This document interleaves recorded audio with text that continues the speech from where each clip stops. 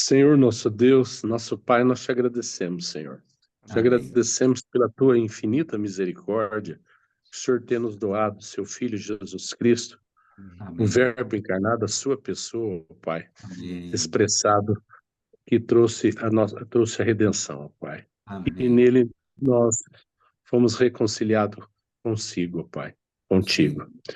Nós te louvamos, ó Pai, por esse privilégio de a gente estar diante da tua palavra, com fome, querendo Amém. aprender, Senhor, que o Senhor abra o nosso entendimento, que o teu Espírito possa estar falando conosco essa noite, nos Amém. trazendo uma palavra de fortalecimento, de Sim. esclarecimento, de discernimento, para que a Sim, gente Senhor. jamais ultrapasse, Senhor, o que está Amém. escrito, Senhor. Que Amém. o Senhor venha falar através do irmão Vitor essa noite, ó Pai, pelo teu Sim. Espírito. Nós Amém. agradecemos em nome de Jesus. Amém. Amém. Amém. Glória a Deus, Deus seja louvado. Vamos aproveitar então, continuar com o nosso estudo, né? Na reunião anterior, a gente tinha desenvolvido a Jesus, o Filho de Deus, né? E seguindo na mesma linha, a gente pode trazer um esclarecimento, porque teve um irmão que ele ligou para mim falando assim, irmão, eu tenho uma dúvida sobre o versículo de João 1,18, né? E João 1,18 é um versículo que, quando você lê numa tradução, vai falar de uma maneira, né? Se os irmãos foram lá, João 1,18, diz assim: ninguém jamais viu a Deus. Que expressão forte, né? Ninguém jamais viu a Deus. O Deus unigênito, fala essa expressão, né? Outra versão fala assim: o unigênito do Pai. E não fala Deus unigênito. Então ele questionou para mim, então, irmão, qual que está certo? Porque está falando numa versão fala o unigênito do Pai e outro fala o Deus unigênito. Então eu queria aproveitar essa colocação daquele irmão que ele perguntou para mim, né? Vou terminar de ler só para nós esclarecermos. Que está no seio do Pai e quem o revelou. Então, o tempo verbal, ele diz que ele está. A explicação de alguns é que é assim, ele vai falar assim, por que que João, quando escreve, ele usa o tempo verbal presente? Porque quando João está escrevendo, o unigênito, vamos falar assim, o Filho de Deus, já tinha morto e já tinha ressuscitado e já está sentado onde? À destra da majestade. Então, o tempo verbal já está, significa que o Filho, quando João, aqui quem está escrevendo, João o apóstolo, está no seio do Pai, porque nesse momento, quando ele escreve, de fato ele está lá. Essa é uma das explicações ou interpretações de algumas pessoas. E é bom aqui, irmão, nós considerarmos, porque antes de explicar isso aqui, eu gostaria de trazer um comentário aqui. Vou entrar no PowerPoint, só para expor aqui, né? Os irmãos estão conseguindo ver ali? Sim.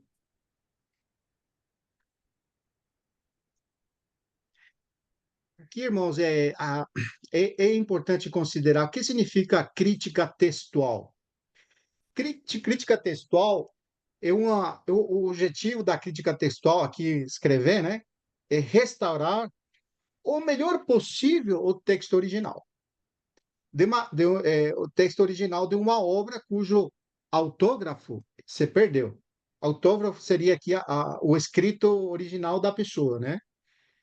Então, o autógrafo é o manuscrito original escrito pelo autor. E restaurar, eu destaquei aqui, pressupõe-se que este escrito não é confiável. Bom, eu estou mostrando aqui o que significa crítica textual, né? Então, trazendo isso para o âmbito das escrituras, nós sabemos que existem vários codex ou vários manuscritos que foram encontrados, né? E que antigamente a base textual era apenas aquilo que já existia. E aquilo que já existia estava traduzido em diferentes idiomas. E era, vamos falar assim, o texto receptus, que são os textos mais antigos. Mas, passando os anos, foram encontrados muitos manuscritos que vão fazer referência às Escrituras.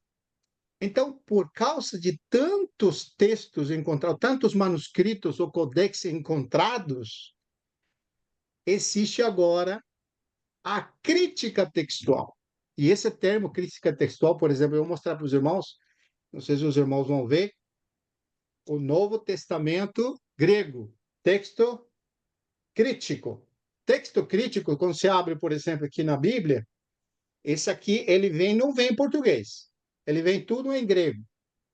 E ele vai mostrar o Novo Testamento nesse aqui, versículo por versículo, e ele vai ter uma identificação embaixo, mostrando qual que é o codex referente a essa tradução. Ou seja, você, por exemplo, se fala o grego, se você aprende o grego, você usaria muito isso aqui, porque você, como alguém que domina o idioma grego, que a Bíblia, o Novo Testamento foi escrito em grego. Então, você teria a facilidade de fazer uma crítica textual comparando os codex ou os manuscritos achados. Essa crítica textual te ajuda para quem é estudioso, né? Seus irmãos conseguem ver aí? Você vê como que é? Eu adquiri esse aqui, irmão, eu falo para você, não entendo nada ele, não entendo o grego, né? Mas quando você vai fazer uma análise de um texto, que às vezes você não tem clareza, você pode consultar ele de acordo aos manuscritos escritos ou aqueles codex que vão trazer um tipo de diferente interpretação. Na hora dos tradutores, dependendo da linha de tradução, usa certos codex e outros usam outros codex. Não sei se os irmãos estão conseguindo pegar o que eu estou falando. Então, é interessante, irmãos, por quê? Porque justamente, você sabe quem foi o primeiro crítico textual? E isso para os irmãos pensarem. O que vocês acham?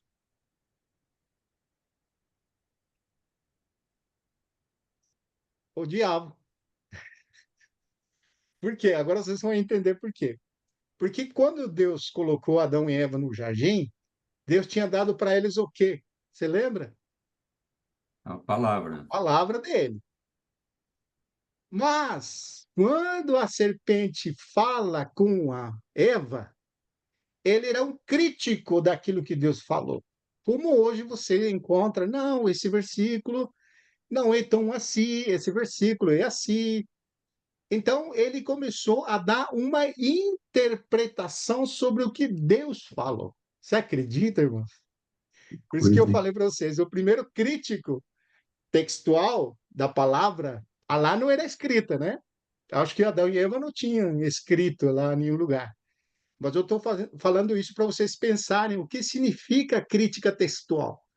Crítica textual tem o objetivo de colocar um tipo de interpretação. É como dizer assim: a Bíblia é a palavra de Deus, mas, já escutou esse mas? Satanás É. falou assim: Coloca o meu é, pensamento, né?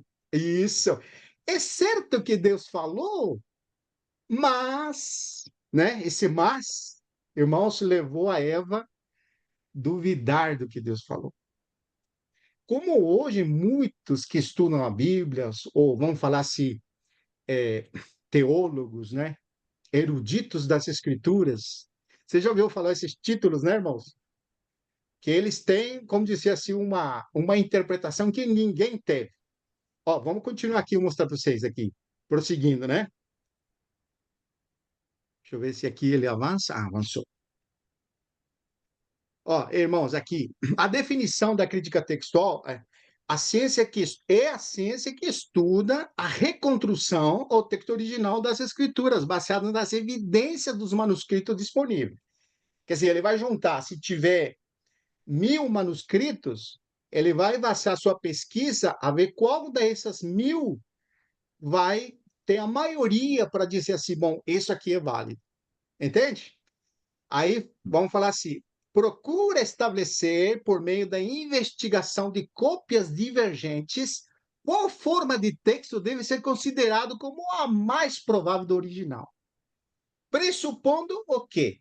Pressupondo que não houve uma preservação sobrenatural. E aqui, irmãos, isso aqui é importante, porque, como disse assim, você já ouviu aquela frase que diz assim, os irmãos, né? Algum irmão que fala assim: veja bem, você precisa de que alguém te leve essa escritura, te ensine essa escritura, porque você não vai entender corretamente. Ó como começa essa crítica textual, colocando a incapacidade naquele que está em contato com a palavra de Deus, dele entender o que Deus está falando. Você percebe, irmão?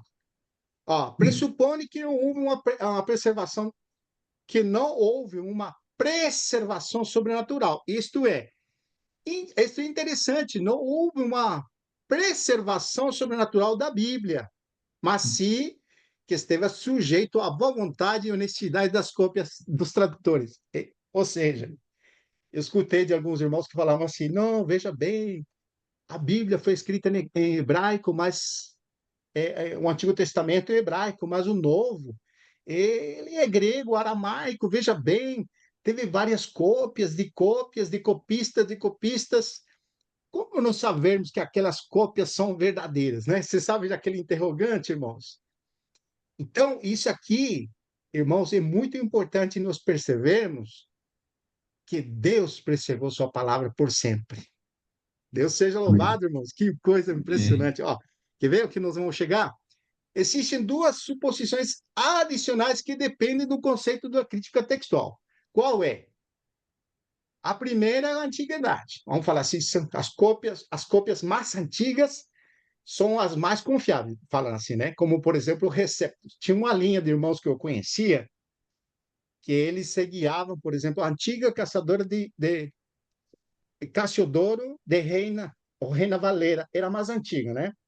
Depois veio a Reina Valera, 1960, mas foi criticado aquilo, irmãos. Aí se levantavam aqueles irmãos lá na Argentina, não lembro disso.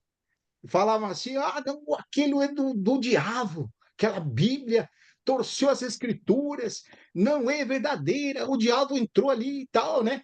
Por quê? Porque aquela de 1960, que era a Reina Valera agora, não era mais da antiga Caçadora de Reina, agora era a Reina Valera, ela se baseava aí, ou seja, as traduções nos textos críticos e não mais nos textos receptos. Então virava aquela coisa. Mas, irmão, quando você vai nas escrituras, uma coisa que você tem que ter confiança. Deus não deixou um versículo para você ter dúvida. Quando ele quer te mostrar algo, usa toda a Bíblia, toda a palavra de Deus. Versículo que às vezes tem divergências, como no caso aquele versículo de João 1,18, né, que é em questão, temos muitos versículos que vão mostrar da mesma maneira aquilo que está dizendo lá. Como o irmão, tem um irmão chamado Ever, que ele fala sempre, tem gente que usa um texto claro para oscurecer, um texto claro usa outros versículos, né? Você vê que é o sentido contrário. Por quê? O que o irmão Eber está querendo dizer com isso? Que a pessoa tem uma maneira de entender a Bíblia. Então, quando um versículo está dizendo o contrário do que ele pensa, ele oscurece aquele versículo claro com outros que são confusos. Muito bom, né, irmão Eber? Isso aí. É, É é. assim, mais ou menos, que você falava, né? Não, se usa um texto, deve-se, né, esse é o princípio, usar Princípio. um texto claro para esclarecer um texto obscuro. Isso. Agora, muitas vezes se faz ao Sentiu o contrário, contrário. usa-se um texto obscuro para obscurecer um texto claro. Isso, irmão. Muito bem. Aí falou melhor ele. Ô, irmão Marlon, tudo Tudo bem? bem, mano?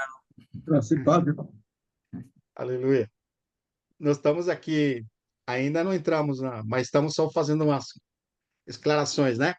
Aqui na leitura aqui, mas um manuscrito que é mais antigo que o outro significa que esse manuscrito é mais fiel com a original? Não é assim, não é essa base, irmão. Eu falo por experiência, eu tenho aqui os textos receptos, são muitas palavras, não variam isso aí. São pequenas coisas, às vezes, que têm divergência uma com outra, no sentido de colocar uma palavra que você consegue entender. Nós vamos chegar lá, por exemplo, em Filipenses 2, 5, 6 e 7, como são as maneiras diferentes de mostrar, mas está dizendo a mesma coisa. Só que, como dizer, quando você não concorda com o texto, você procura uma interpretação que diga o que você quer dizer. É desse jeito, irmão. Ó, aqui, por exemplo. E o que, por exemplo, acontece com o texto vaticano e o texto sináptico? Não sei se os irmãos lembram disso. Os vaticanos são os mais antigos, aqueles do Receptus, e os sinápticos já são críticos. Está dando um exemplo. São codex, são novos testamentos e grego, e são mais antigos de todos. São os considerados os mais fiéis. Estão falando disso os dois, né? No entanto, o texto recebido, que é o Receptus, o texto Receptus são cópias das cópias, em diferentes idiomas. Tá vendo? Então, puxa, se você diz assim, pois isso são cópias, cadê os originais, gente? Que Paulo escreveu de sua mão? Não tem, não tem. Foi cópia do cópia da cópia da cópia. Mas pensa comigo, irmão. Se é cópia da cópia da cópia da cópia, não será que algumas palavras se perderam no caminho? Não é mesmo para pensar? Aonde que eu quero chegar, irmãos? Já vocês vão ver. O outro assunto é o idioma. Esse é outro obstáculo, porque alguns dizem assim, não, aquele idioma ele expressa melhor quando você traduzir no inglês, o inglês é muito forte. Quando você fala no grego, o grego é muito forte. E aí vai, né? O texto na língua original, na qual foram escritos, são mais fiéis que as tradutores, ou seja, na tradução de um texto original, como em grego, quando é traduzido, por exemplo, no espanhol, depois passa para o alemão, depois para o inglês, e aí vai, né? Vai se perdendo nas traduções. Muitas coisas. Ele fala, né? Agora, quer ver? O que a Bíblia, irmãos, nos fala, agora vamos entrar, na palavra de Deus, na preservação. Como é que Deus preserva a sua palavra? E aqui, irmãos, Isaías 40, versículos 7 e 8. Puxa, irmão, não precisamos ter confiança em Deus. Quando o inimigo, sabe quem? E eu vou fazer uma reflexão aqui, né? Quem é que coloca dúvidas em nosso coração sobre aquilo que é de Deus? Não vem de Deus. Vem do maligno, irmão, que quer colocar dúvidas. Sim. Principalmente aquilo que vem de Deus. Ó, quer ver? Isaías 40, 7 e 8, né? Seca-se a erva, todo mundo conhece, e caem as flores. Soprando nelas o hálito do Senhor, na verdade, o povo e a erva são iguais. Os povos, né, e a erva também seca-se e cai. Quantos povos não foram extinguidos na história, né? Então não tem nada que persevera para sempre. Seca-se a erva, versículo 8, cai sua flor, mas a palavra de nosso Deus permanece para sempre, Eternamente. eternamente. Amém. Amém. Versículo Mateus 5:18. Porque em verdade vos digo, até que os céus e a terra passem, nenhum i ou um atio jamais passará da lei até que todo se cumpra. Agora, diante desses versículos, ó, o versículo 24, também, capítulo 24, 35. Passará os céus e a terra, porém, As minhas as palavras minhas não passarão. palavras não passarão. Aleluia! Amém. Irmãos, eu falo para vocês, é para confiar no Senhor. Não ficar preocupado, será esse versículo aqui é verdadeiro? Teve um irmão que falou assim para mim: se você souber o que eu sei, falou assim para mim, você, não sei se você creria nessa escritura. Ele falou desse jeito. Você vê como que vai ouvindo mensagens de outras pessoas e aí e vai se perdendo naquilo, irmão. Porque eu falo para você, a simplicidade de alguém de lidar com as escrituras, como que é para lidar com as escrituras? É crer, irmão. Olha esse versículo aqui. Romanos 10. Vamos ler junto, irmãos. Romanos 10, versículos 6 e 11. Olha que lindo, irmãos. Mas a justiça decorrente da fé. Assim disse, ó, decorrente da fé. Não perguntes no teu coração quem subirá do céu Isto é para trazer do alto a Cristo. Vamos mudar as palavras. Será que o texto bíblico é verdadeiro? Como Satanás quer colocar dúvida na pessoa, né? Ou quem descerá do abismo? Qual dos textos vamos escolher, irmãos? Ou receptos ou crítico? Não, não, não. Ou quem descerá do abismo? Isto é para levantar a Cristo dos mortos? Como disse o versículo 8. Quem lê? Porém, que se diz? A palavra está perto de ti, na tua boca e no teu coração. Isto é, Aleluia. a palavra da fé que E pregamos. pregamos. Aleluia.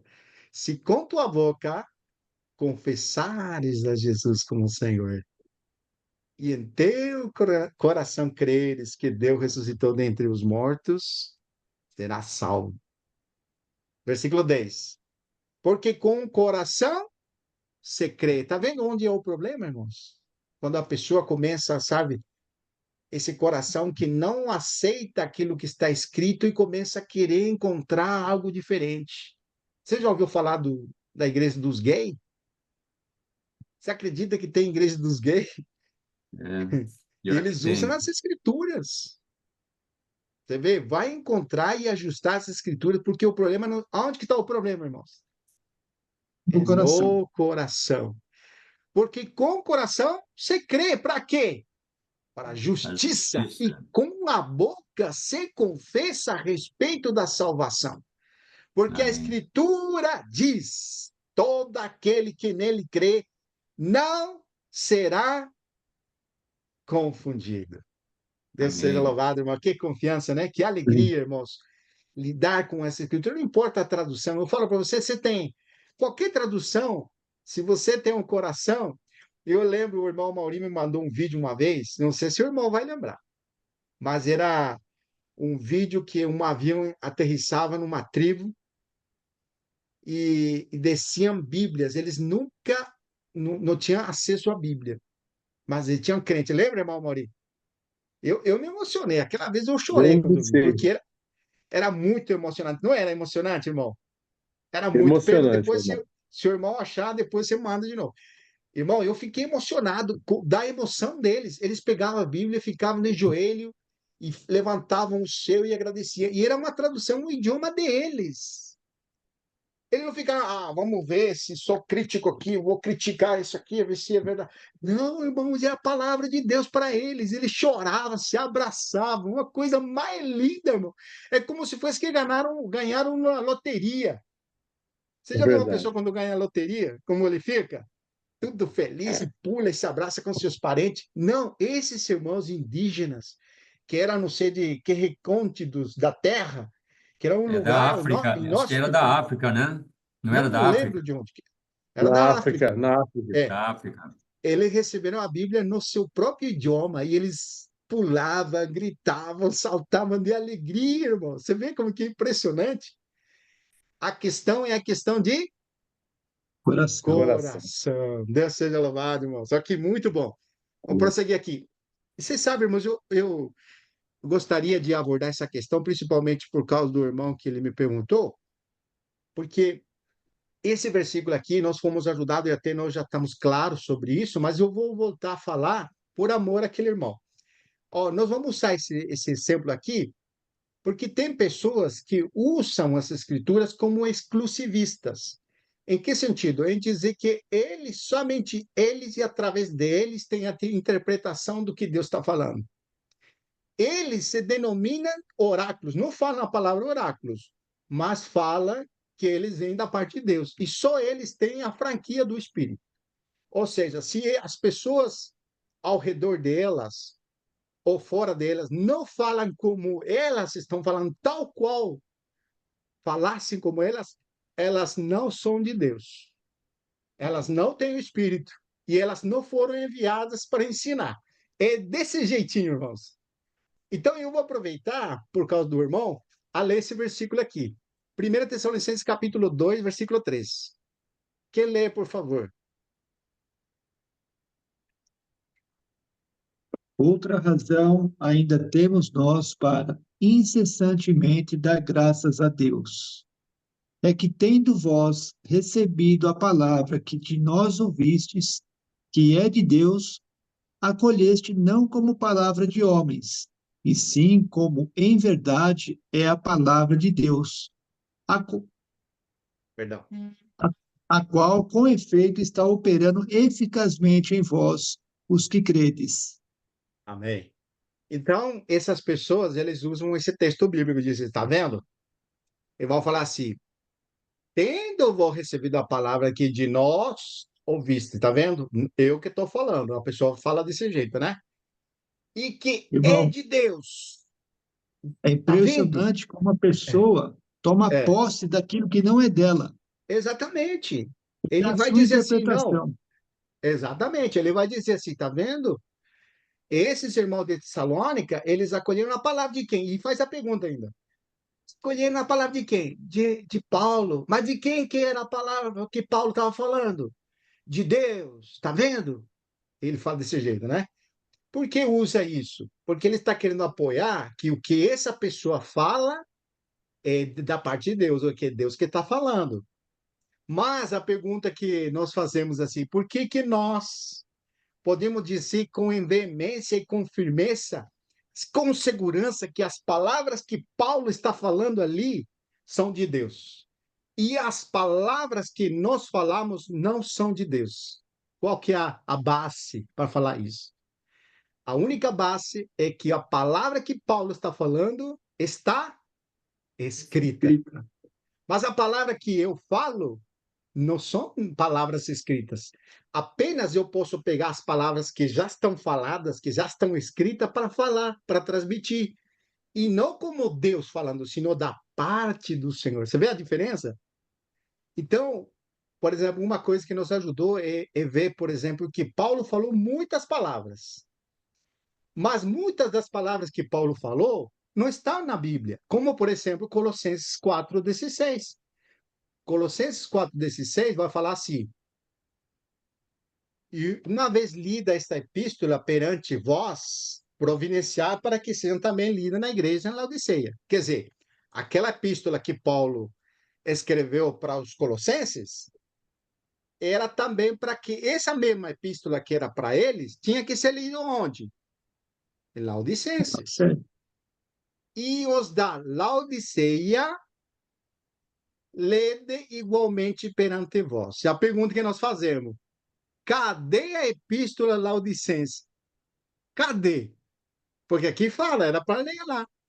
E, de fato, eu acredito que aconteceu, né? Os irmãos mandaram aquela epístola que eles receberam lá de Laodicenses e mandaram para os colossenses. Mas o que aconteceu? Por que não está incluído nos 66 livros da Bíblia? Porque simplesmente o Espírito não providenciou para nós essas escrituras. Então, está vendo que não todas as palavras de Paulo são palavras de Deus? Deus determinou aquilo que Paulo falou em 1 Tessalonicenses 2:13 como palavra de Deus. Porque realmente, quando eles estavam recebendo, olha aqui que impressionante. Assim como em verdade é a palavra de Deus, a qual com efeito está operando eficazmente em vós, os que credes.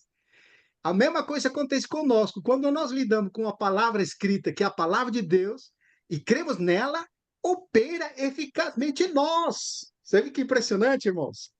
Ó, aqui, por exemplo, eu vou mostrar outra expressão bíblica, irmãos. Hebreus 10, 5, 9, né? E uma coisa que nós tínhamos visto na reunião anterior, os irmãos devem lembrar, a persistência do filho, né? Olha o que vai falar no versículo 5 aqui. Hebreus 10, 5 e 9, né? Por isso, ao entrar no mundo, disse, sacrifício e oferta não quisistes. Antes, um corpo me formaste. Está vendo? O próprio versículo está dizendo que aquele que estava existindo antes foi formado para ele um corpo para ele entrar. Tá vendo que impressionante? E não te deleitaste com holocaustos e ofertas pelo pecado. Antes eu disse: eis aqui estou. No rolo do livro está escrito ao meu respeito, para fazer, ó Deus, a tua vontade. Depois de dizer, como acima, sacrifícios e oferta não quiseste, nem holocaustos e oblações pelo pecado, nem com isso te deleitaste, coisas que se oferecem segundo a lei. Então acrescentou, Eis aqui estou para fazer, ó Deus, a tua vontade. Remove o primeiro para estabelecer o segundo. Você vê, quando você lê corretamente, você não vai falar assim. Por exemplo, antes de explicar isso aqui, vamos ler o Salmos 46. Você vê aqui embaixo, né? Salmos 46. De onde que o escritor de Hebreus tirou essa frase aqui? Por isso era entrar no mundo sacrifício e oferta não quiseste. Sabe de onde tirou? De Salmos 46. Impressionante, olha que vai falar. E tem um destaque aqui para os irmãos, é impressionante. Sacrifício e oferta não quiseste. Ó, a frase. Abriste os meus ouvidos. Você percebeu que o escritor de Hebreus não trouxe essa frase? Sim, Não trouxe essa frase. Trouxe só aquele sacrifício de oferta não quiseste. Mas quando você lê embaixo, fala assim: holocaustos e ofertas pelo pecado não requer. Que é a mesma coisa que vai falar no 6. Não te deleitaste em holocaustos e ofertas pelo pecado. Agora, por que que o escritor de Salmos, ou vamos falar assim, o escritor de Hebreus, não introduziu abriste os meus ouvidos? E pelo contrário, ele introduziu um corpo me formasse. Que impressionante, é impressionante essa frase? Você sim, tinha reparado sobre isso? Eu não tinha reparado. Mas aqui, irmãos, é interessante como que o Espírito inspira ao escritor para colocar essa frase e substituir outra. É interessante, lembra que nós vimos no outro dia, quando nós lemos lá em Atos dos Apóstolos, capítulo 7, versículo 57, que nós vimos que Estevão, ele trouxe para os irmãos aquele capítulo 66, versículos 1 e 2, né? Só que ele omite uma frase. Em lugar de falar que Deus olha para os pobres de espíritos, abatidos de espírito e que treme da palavra, ele introduz outra frase, contrária totalmente ao que a frase fala lá. E nós temos certeza que as palavras que Estevão estava falando eram inspiradas pelo Espírito e trazidos pelo Espírito dessa maneira. Mesma coisa no Hebreus. Então, você vai pegar uma frase lá em Salmos 46, mas omite um, mas introduz outra. Por que será que introduz outra? Um corpo me formaste. Porque ele não tinha corpo, irmãos. Ou ele tinha corpo antes? Não tinha. Ele não participava da humanidade. Quer ver agora o versículo? Olha, impressionante isso aqui, irmãos. Eu postei hoje, inclusive, no grupo, esse versículo de Isaías 48, 16. Lembra os irmãos que eu postei? Que lê para mim? Oh, aí tá Marcos, hein? Oi, Marcos.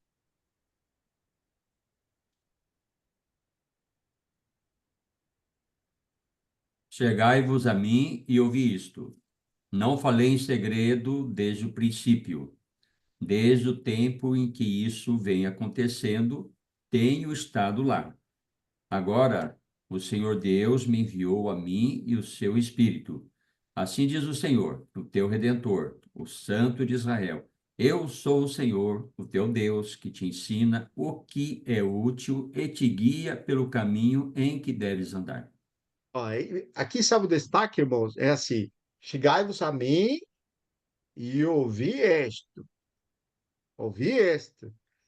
Não falei em segredo desde o princípio? Eu pergunto, Deus falou em segredos desde o princípio?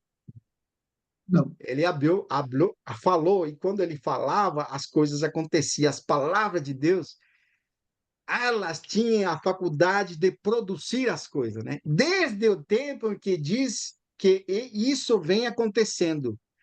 Sempre que Deus fala, algo acontece. Desde o tempo que isso vem acontecendo, tenho estado lá. E a pergunta é: quem estava lá? A resposta é aquele que não tinha corpo. Você está vendo, irmão? Porque quando nós lemos João capítulo 1, versículo 1, nos fala assim que no princípio era a palavra, era o Logos, era o Verbo. E o Logos e a palavra estava Com com Deus. Deus. Se você transportar para esse versículo, o que que estava fazendo? Ele não estava falando em segredo. Desde tempo em que isso vem acontecendo, eu tenho estado lá. Eu gostei da oração do irmão Amaury, né? O verbo encarnado, o verbo que se fez carne. Agora o Senhor Deus me enviou a mim e seu Espírito. A quem que Deus enviou, irmãos? Assim diz o Senhor, o teu Redentor, o Santo de Israel. Eu sou o Senhor, o teu Deus, que te ensina o que é útil e te guia pelo caminho que deves andar. Nós lemos também Isaías 10, 11, né? Porque assim como desce a chuva e nele dos céus e para lá não torna, sem que primeiro regue a terra e fecunde e faça brotar para dar a semente ao semeador e pão para o que come. Não é verdade? Assim como a chuva faz aquilo, assim será a palavra que sair da minha da boca. minha boca. Não voltará para mim vazia, mas fará o que me apraz e prosperará naquilo que eu destinei. Salmo 33, 8, 9 vai dizer o mesmo. Ó, quer ver? Algum irmão que leia, por favor? Tá aqui em cima. Tema o Senhor toda a terra, temam-no todos os habitantes do mundo, pois ele falou e tudo se fez. Ele ordenou e tudo passou a existir. Verdade. Você sabe, irmão, vamos fazendo uma recopilação, né? Então, aquele texto crítico que nós estamos falando, né? E como certos indivíduos colocam certas dúvidas ao que Deus fala. E nós temos visto nas Escrituras como que o que a palavra de Deus é confiável, né? Nós não podemos, nem devemos, nem temos motivo para duvidar dela, mas quando lidarmos com elas é uma questão de coração. A palavra de Deus é para ser crida, e não meramente querer você trazer uma interpretação de acordo a teus princípios, de acordo com teus estudos, ou a que você acha, senão a própria palavra tem sua própria explicação. Quando você tem um versículo que não está muito claro, você tem muitos outros que esclarecem.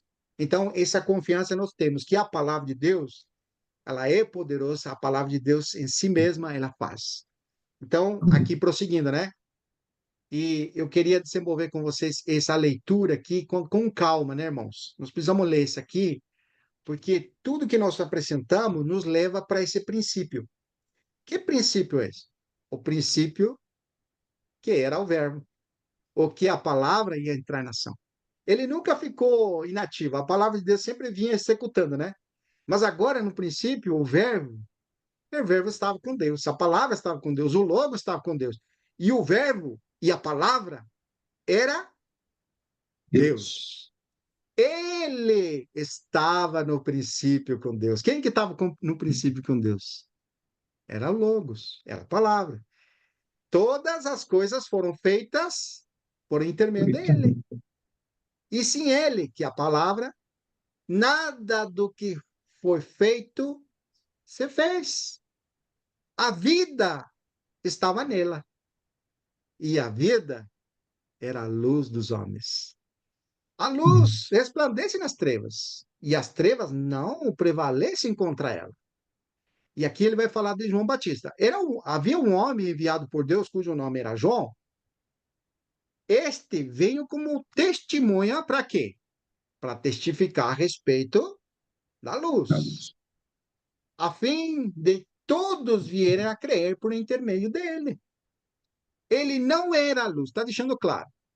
Esse era apenas um testemunho. Ele veio para anunciar da luz, mas veio para testificar da luz, a saber, a verdadeira luz que, vinda ao mundo, ilumina todos os homens. E aqui ele volta a dizer: o Verbo, o Logos, estava no mundo.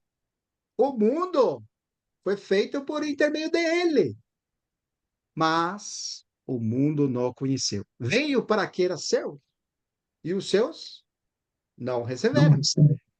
Mas a todos quanto receberam, deu-lhe.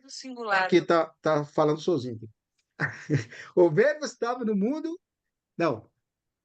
Mas a todos quanto receberam, deu-lhes o poder de serem feitos Filhos de filhos de Deus. Deus. A saber, aos que creem no Isso é seu bom. nome, as quais não nasceram de sangue, nem de vontade de carne, nem de vontade de homem, mas de Deus. O Verbo se fez carne. Oh, irmãos, como é que nós podemos complicar as coisas? Eu falo, pergunto para vocês, né? Está falando claramente quem que é o Verbo. O Verbo se fez carne e habitou entre nós, cheio de graça e de verdade. E vimos sua glória. Glória como unigênito do Pai. João testemunhou a respeito dele e clama: Este é de quem eu disse. Tá vendo, irmãos? Tá falando de quem? Do Verbo que se Verbo. fez carne. Este é de quem eu disse. O que que ele disse? O que vem depois de mim tem, contudo, a primacia, porquanto já existia antes de mim. Então, irmãos, que clareza essa escritura, que simplicidade, irmão. Não, mas aí sabe o quê? Vamos entrar no texto crítico aqui, peraí, vamos examinar isso aqui, porque não está bem assim, não. A gente tem que ver os codex diferentes aqui. Você entende a ironia minha, né? Sim. Você vê que impressionante? Interessante que a pessoa não tem luz, aí ela quer deixar as coisas claras. Verdade. Tá vendo como que é? É impressionante. Ó, o Verbo se fez carne e habitou entre nós, cheio de graça e de verdade. E vimos sua glória, glória como do unigênito do Pai. João testemunha a respeito dele e exclama: Este é de quem eu disse, quem vem depois de mim tenha contudo a primacia, porque já existia antes de mim. Que versículo te faz lembrar esse, Marlon? É João 8:58, lembra, Marlon?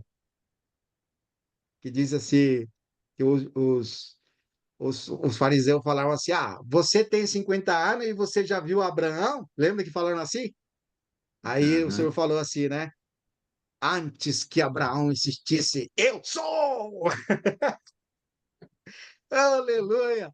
Não, mas espera aí, vamos interpretar o que está falando. Não é ele falando. Ele é um avatar apenas. Quem está dentro dele que fala essas palavras. Não é ele que fala isso. Pior que tem gente que pensa assim, irmãos. Eu estou falando de ironia para mostrar a gravidade do que significa você diminuir a pessoa de Cristo. Olha que impressionante, só lendo o texto, irmão. E aqui é um texto ara. Eu não estou entrando no texto aqui, receptos, que não sei o quê. Estou entrando no texto que nós estamos lendo. Simplesmente uma leitura com um coração voltado para o Senhor nos faz ressaltar a pessoa de Cristo. Amém. Oh, aleluia, glória a Deus. Que maravilha, né, irmão? João testemunha a respeito dele. Este é o de que eu disse, o que vem depois de mim tem, contudo, a primacia, porquanto já existia antes de mim. Porque todos nós temos recebido de sua plenitude, graça sobre graça. Irmãos, como fala assim um versículo, né? Vós conheceis a graça de Deus. Vocês conhecem esse versículo? Cada um de nós, irmão, conhece a graça de nosso Senhor Jesus Cristo. Porque a graça de nosso Senhor Jesus Cristo diz assim que ele era rico, irmãos, rico da glória de Deus. Ele, antes de se fazer carne, irmãos, ele estava com o Pai, cheio de glória. E capítulo 17, versículo 5 de João, ele vai falar assim: glorifica, Pai, agora eu te glorifico, Pai, agora glorifica-me com a glória que eu tive junto de ti antes que o mundo existisse. Amém. Oh, irmãos, que simplicidade para nós lidarmos com as escrituras. Não precisamos de um oráculo que venha nos dizer isso aqui é a verdade. Nós precisamos do Espírito que habita em cada um de nós, lendo essa escritura Amém. com o coração crente, convertido ao Amém. Senhor. Como fala lá 2 de Coríntios, capítulo 3, se converte ao Senhor, o véu lhe é tirado. Mas, irmão, quando o véu ainda permanece, nós complicamos as coisas. É verdade. A gente se torna crítico, mas sim o espírito. E aí chegamos a conclusões diminuindo a pessoa de Cristo. Irmão, a gravidade disso. Disse o escritor lá, Paulo vai falar assim, que o véu, até agora, quando eles leem a lei, falando do Israel, o véu permanece aonde o véu? No coração. Os olhos. Não. Você viu? Esse é um exemplo para o Marquinho aqui. O Marco está aqui conosco. Marcos, quando você vai nas escrituras, que ele está tendo uma experiência muito bonita, eu vi ele, uma pessoa que ele, com seus 10 anos, ele vai nas escrituras e começa com sua canetinha a anotar. Ô Marcos, isso aqui é assim, quando você vai nas escrituras, você tem que só lidar com ela com fé, crendo nelas. Então, você vai com um coração sincero, Deus fala com você. Não precisa se complicar com nada. Porque você vai entrar, às vezes, no YouTube e vai escutar pregadores que falam uma coisa, pregadores que falam outra coisa. Eu não falo que não é para ouvir. Mas nós temos o Espírito que nos conduz nas Escrituras a toda a verdade, irmãos. Amém. Que libertação, irmãos, para nós não ficar em introspecção espiritual por causa de dogmas, de religião, de doutrinas, de pensamentos. Eu confesso aos irmãos, um tempo atrás eu estava assim, sabe, prestes, assim, mas será que é? Será que não é? Dúvida para cá, dúvida para lá, investigação aqui. Tinha noites que ficava sem dormir. Até que o Senhor falou assim para mim: crê na palavra, como ela é, simples. Quando você abre mão daquilo que você aprendeu, irmão, e vai nas escrituras como uma criança, o Senhor te mostra as coisas, irmão. Fica livre. Porque, irmãos, quando nós lidamos com as escrituras, precisamos enxergar ou ver quem lá? Doutrinas ou a Cristo? Cristo. Eu preciso encontrar Cristo. A oração Amém. do irmão Amorim, né? Que nós não perdamos o foco, que nós estejamos focados na palavra, aquilo que realmente nos liberta, que é Cristo Jesus. Isso, irmão, Amém. deve ser nosso foco. Vou continuar aqui. Porque todos nós temos recebido sua plenitude, graça sobre graça. Porque a lei foi dada por intermédio de quem? De Moisés. Mas a graça e a verdade vieram por meio de Jesus Cristo. E vou terminar aquele versículo que eu leio lá, 2 Coríntios, capítulo 8, versículo 9. Fala assim: vós conheceis a graça de Deus. Que sendo rico, você fez pobre, por amor de vós. Amém. A Lília está me corrigindo. Vós conheceis a graça de nosso Senhor Jesus Cristo. Que sendo rico, você fez pobre, por amor de vós, para que pela sua pobreza vos tornasse ricos, ricos de Deus, irmão. Deus seja louvado, irmãos. Que maravilhoso, irmão. Que clara a palavra de Deus. Amém. Porque a lei foi dada por intermédio de Moisés, mas a graça e a verdade vieram por meio de Jesus Cristo. Ninguém jamais viu a Deus. O Deus unigênito, ou podemos falar assim, o unigênito do Pai, que está no seio do Pai, é quem o revelou. E uma coisa que me ajudou muito, um versículo que eu não tinha clareza, foi o irmão Weber. Ele falou para mim, 3,35 de João, que vai falar assim, né? Quem é que subiu, senão aquele que desceu? E aquele que desceu, o mesmo que subiu. Alguma coisa assim fala, né? Que está tempo verbal, está no céu. É assim esse versículo, irmão? Você lembra, não? É isso Tá, mesmo. tá onde? É, João 3:13. 3,35. É Aí, João mesmo. João 3. pode ler algo, meu irmão, por favor. Não, é o 13, não é, irmão? É Aqui? o 3:13, não 3,13. é? 3,13. 3,13.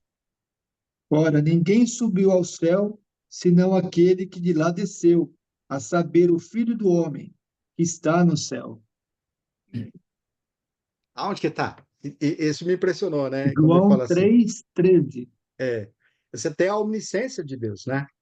Ele Sim, está onde quando ele está falando isso? Está na terra, mas está ao mesmo tempo está onde? no céu. No céu. Irmãos, uma coisa que nós vai deixar muito claro é a abordagem que nós vamos fazer agora. Porque eu falo, esse assunto aqui, irmão, é inesgotável. Nós vamos desenvolver. Eu gostaria de ter os outros irmãos também trazer mais luz, aportar mais. Não ficar só com isso aqui, você vai. Inclusive, nós tivemos compartilhando com o irmão Faganelli, ele passou um monte de versículo. O irmão Mauri passou um monte de versículo daquela. Nós tínhamos feito no trabalho de Word, da última mensagem, e acrescentamos várias mensagens que não estavam, vários versículos que não estavam, né? E aí depois o irmão Faganelli foi passando o versículo de novo, no outro dia de novo, o irmão Mauri também de novo. Mas eu fui enriquecendo aquilo, é inesgotável, irmãos. Você vê como que é impressionante, você vai entrar naquilo lá, tem provas incontestáveis da persistência de nosso Senhor Jesus Cristo, que ele estava no seio do Pai. Muitos versículos que deixam bem claro isso. Mas esse versículo aqui eu queria ler com vocês, que é Isaías 9, que todos nós conhecemos, versículos 6 e 7, que fala assim: porque um menino nos nasceu, um filho se nos deu. O governo está sobre os seus ombros, e seu nome será Maravilhoso Conselheiro, Deus Forte, Pai da Eternidade e Príncipe da Paz. Então, você vê, para nós entrarmos nessa questão do versículo que me questionaram, ninguém jamais viu a Deus, o unigênito do Pai, vou falar essa frase, né? Unigênito do Pai, mas é válido também Deus unigênito. Mas o unigênito do Pai, que está no seio do Pai, é quem o revelou. Mas você vê, a expressão que nós leímos anteriormente falava assim que ninguém viu a Deus. Ninguém jamais viu A Deus. Ninguém jamais viu Deus. Mas você lembra um irmão que estava querendo conhecer o Pai lá em João 14, né? Que é o Felipe, né? Você lembra, irmão Mauri? O que ele falou? Aquele. Felipe, né? Como que era ele mesmo? Mostra, mostra, mostra-nos o Quem Pai. quem vê a mim, vê o Pai. É a pergunta primeiro.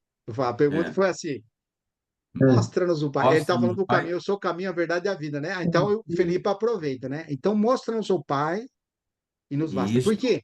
isso nos basta. A grande incógnita é quem é esse homem. Você vê, discípulos seguindo o Senhor, eles tinham dificuldade. Que dirá nós também, né? E Jesus estava com eles, não conseguiam ver quem era ele, né? Faz aquela pergunta muito boa. Mostra-nos o Pai e nos basta. Eu vou dizer assim: eu quero uma prova da existência, eu quero uma prova, mostra-nos o Pai. E antes Irmão, de falar disso, irmão, antes de falar disso, você lembra da transfiguração? No Monte da Transfiguração. É interessante lá, porque quem foi lá foram os três, né? Os três que sempre sim. acompanham o Senhor, né? Capítulo 16, vamos lá. Capítulo 16, esse é bom, nós nos lemos. Já vamos entrar aqui de novo.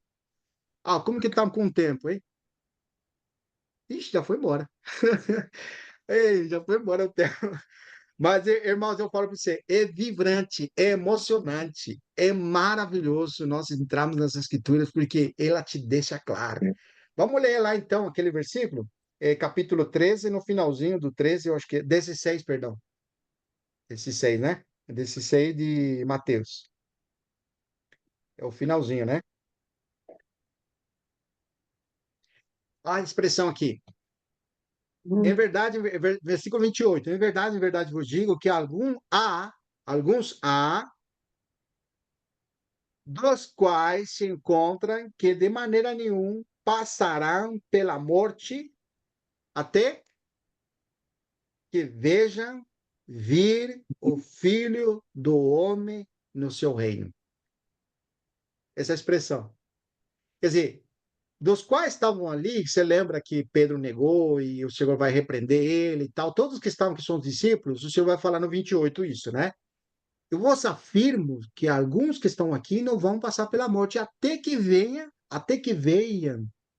Filho do Homem, o Filho do Homem, essa expressão, né? Filho do Homem, vir no seu reino. Isso.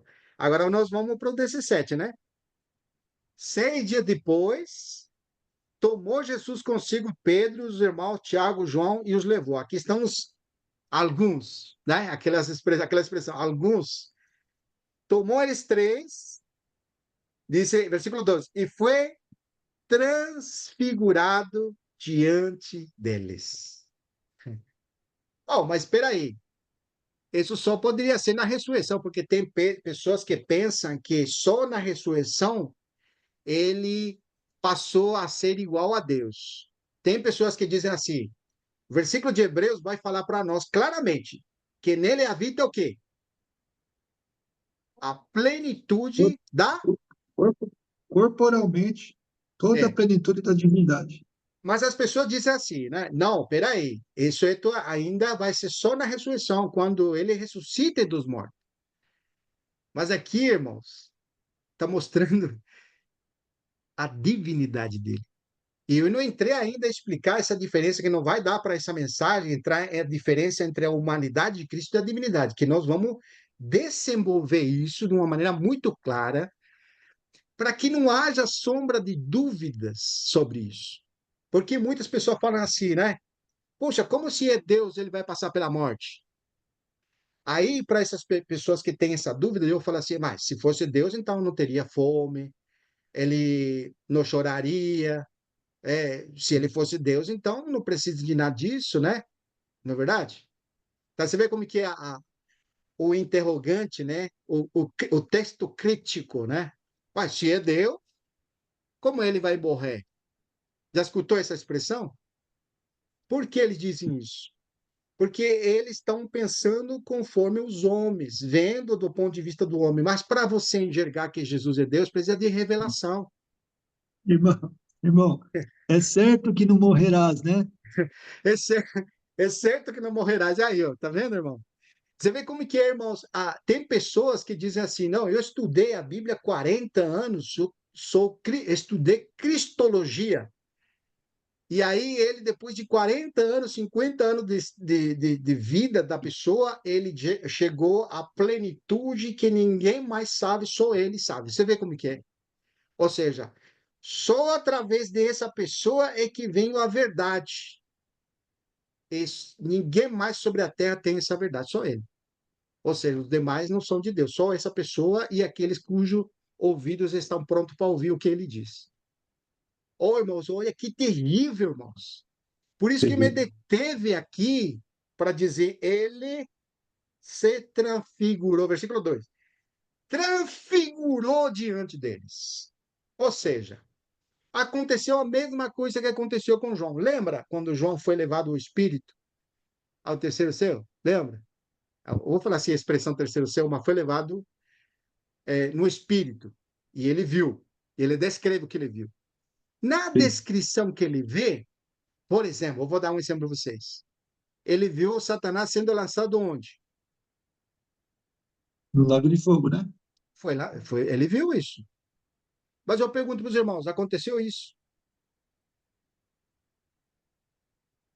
Satanás já foi lançado para o lago de fogo, não? Não, Vai ter não o foi. tempo, não aconteceu. Mesma coisa aqui, irmãos. Você vê que nós estamos diante de Deus, ele se transfigurou, porque diz assim, alguns, o versículo anterior, 28, né, que nos lemos do 16, alguns dos que estão presentes, de certo eu vos afirmo que não morrerão até que vejam, vir o quê? O Filho do Homem no seu reino. Ou seja, o que aconteceu na transfiguração? Aconteceu aquilo. Ou seja, Eles foi viram isso. levado, como João foi levado ao céu para ver algo que ainda não acontecia, mas agora ele se transfigura para mostrar quem é ele. Além de ver um homem, irmãos, nós precisamos ver quem é ele, irmãos. É isso que chamou a atenção, viu, irmão? Impressionante isso aqui, irmãos. Sim. Então, como é que nós ficamos, às vezes, preso num versículo, diz, ah, não, mas o unigênito de Deus não é unigênito do Pai, ali não é filho, não é unigênito de Deus, ali é unigênito. Irmão, tem provas por tudo quanto lado que você entra na Bíblia para te mostrar quem é aquele homem, irmãos. Não é verdade? Eu fico empolgado, mas me perdoa a empolgação, mas é extraordinário. Eu estou vibrando no coração, porque, irmãos, ainda nós não entramos no principal versículo dessa mensagem. O principal versículo dessa mensagem Aí não entramos aqui, ó. Quer ver? Ó, nós estamos aqui, esse aqui, ó, Filipenses, capítulo 2 versículos 5 e 8. Não entramos. Ou seja, eu fui lá em Isaías 9 e daí fui para um monte de versículos, mas eu tinha que entrar aqui em Filipenses 2, 5, 8. Mas o que nós vamos fazer por causa do tempo, irmãos? Porque não adianta prosseguir, né? Eu acho que até aqui a gente conseguiu transmitir o sentimento, né? Mas eu falo para os irmãos, nós precisamos desenvolver isso aqui. É importante para nosso fundamento, né? Nós temos aqui o Marcos, que ele está na formação e enxergando e vendo, né? E outros precisamos, eu falei um áudio para os irmãos hoje de manhã, mandei para vocês um hino, né? Que eu fiquei impressionado, mandei para os irmãos. E eu falei assim, irmãos, nós podemos. Porque nós tínhamos dificuldade. Eu confesso para os irmãos, eu tinha dificuldade de orar para Jesus, orar a Jesus, né? Dizer, Senhor Jesus, e começar a orar. Por quê? Porque nós precisamos orar ao Pai por meio de Jesus, em nome de Jesus. Ele nos ensinou isso. Mas como é que você lê um texto como Romanos nós lemos, né? Quem fala assim, todo aquele que invocar o nome do Senhor será salvo. Ou seja, ele pode te salvar, mas você não pode orar para ele. Ou seja, Deus mandou os anjos adorar lá, né? Ah, eu não posso orar para ele. Ah, não posso. Vamos adorar só o Pai, porque é por meio do Filho que nós adoramos o Pai. Ao Pai que se adora. Então, o Senhor está derrubando no seu coração, e eu venho trazendo isso por minha experiência, porque é a minha experiência, derrubando no meu coração aquilo que foi formado por homens, derrubando aquilo que é diminuição da pessoa de Cristo. E eu louvo ao Senhor, de verdade, irmãos, por essa tão grande salvação que aconteceu em Cristo Jesus. Mas quando você começa a enxergar Jesus como teu Salvador e Deus, irmão, muda totalmente as coisas. É maravilhoso. Então, vamos só ler e vamos deixar aberto, então, para a próxima reunião, a gente continuar, né? Vamos só ler Filipenses 2, versículos 5 a 8. Algum irmão, por favor, lê?